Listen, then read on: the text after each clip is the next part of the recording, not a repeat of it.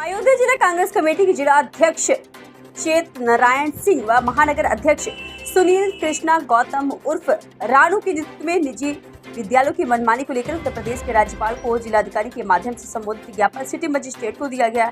जिला कांग्रेस कमेटी को जिला अध्यक्ष व महानगर अध्यक्ष ने बताया कि निजी स्कूलों में मनमानी चल रही है। इसके विरोध में आज सभी लोगों ने अपनी मांगों को लेकर ज्ञापन सिटी मजिस्ट्रेट को दिया। उत्तर प्रदेश के सभी स्कूलों में न्याय सत्र के प्रवेश प्रारंभ हो चुका। उत्तर प्रदेश के निजी स्कूल पूरी तरह से मनमानी पर उतर चुके हैं। सभी निजी विद्यालय को उन्होंने लूट का अड्डा बना लिया। वो न सिर्फ मनमानी फीस वृद्धि कर रहे बल्कि अपने द्वारा बताई गई दुकानों से कॉपी किताबें और यूनिफॉर्म जूते मनमानी दामों पर खरीदने के लिए अभिभावकों पर दबाव बना रहे। लोग अवगत हैं, नया शैक्षणिक सत्र शुरू हो चुका है। जितने भी CBSE, ICSE, अन्य जो प्राइवेट विद्यालय हैं, यह छोटे छोटे बच्चों से, छात्रों से फीस के नाम पर, ड्रेस के नाम पर, बुक्स के नाम पर, जूते के नाम पर, अन्य सामानों के नाम पर गार्जियन का दोहन कर रहे हैं, उनके अभिभावक को परेशान कर रहे हैं। इनकी निजी दुकानें हैं, उन्हीं दुकानों पे अपना सामान रखवाते हैं और उसी दुकान पे प्रेरित करते हैं कि आप इसी दुकान से सामान खरीदिए। वो चीज़ें बाकी किसी दुकान पे मिलती भी नहीं हैं। उस प्रकार से मनमाना अपना रवैया वसूली पूरे विद्यालय वाले करते हैं।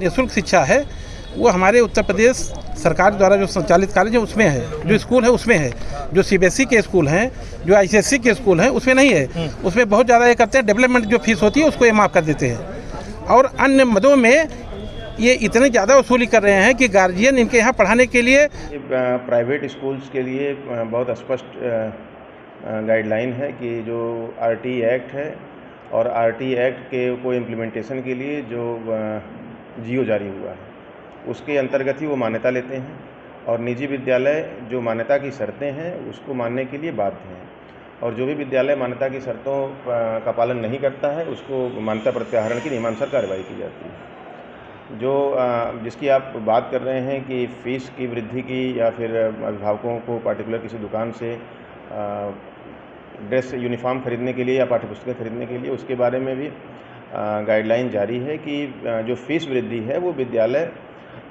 अपने जो टोटल जो उनको आय और व्यय होता है उसका हर साल का लेखा जोखा देना पड़ता है और उसमें भी है कि 10% से ज़्यादा प्रॉफिट नहीं ले सकते हैं।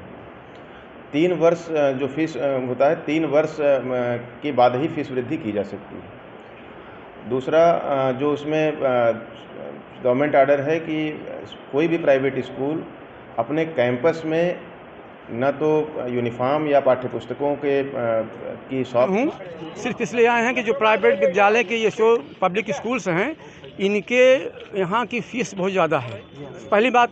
दूसरी बात यह है कि इनके जो प्रकाशन की किताबें हैं एक साल चलाते हैं, दूसरे साल नहीं चलाते हैं। ये आम जनता पर भारी पड़ रहा है, इसलिए कि मान लीजिए किसी घर के 2-3 लड़के पढ़ रहे हैं, क्रमशः उसको पढ़ते रहें अपने आप में वे, लेकिन इनके पास ऐसी है कि आज इस सेशन में जो चलाएंगे किताब अगले सेशन में उसको काट देते हैं। यह बहुत बड़ी समस्या है। क्या होना चाहिए? होना चाहिए कि किताबें कुछ दिन तक चलाई जाएँ, या तो जो NCERT की जो पुस्तकें उपलब्ध हैं उनको भी इनके चलाने का अधिकार है, लेकिन ये इनका उस पर कमीशन होता है। जो किताबें ये 35% बुक होती है, 65 लाभ होता है, मुनाफा होता है इसके लिए, इन प्रकाशनों के लिए।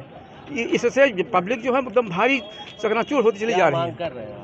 हम तो चाहते हैं कि इसको ऐसा नियम बनाया जाए जिसके तहत जन सामान्य इसका लाभ लें। किताबें हर साल पब्लिक स्कूल बदले ना। हरिश्चंद्र, मैं अध्यापक रहा हूँ इसी एलिमेंटरी कॉलेज फैजाबाद, लेकिन हिंदी लेक्चरर था मैं।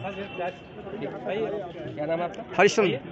देखिए, आज हम लोग यहाँ पर निजी विद्यालयों के लगातार फीस बढ़ोतरी के विरोध में यहाँ पर सिटी मजिस्ट्रेट साहब को ज्ञापन दिए हैं। हमारी मांग है कि निजी विद्यालय लगातार हर साल फीस बढ़ाते चले जा रहे हैं, जिसका बोझ आम अभिभावक पर पड़ रहा है, उस अभिभावक पर पड़ रहा है जो लगातार पहले से महंगाई के बोझ तले दबा हुआ है।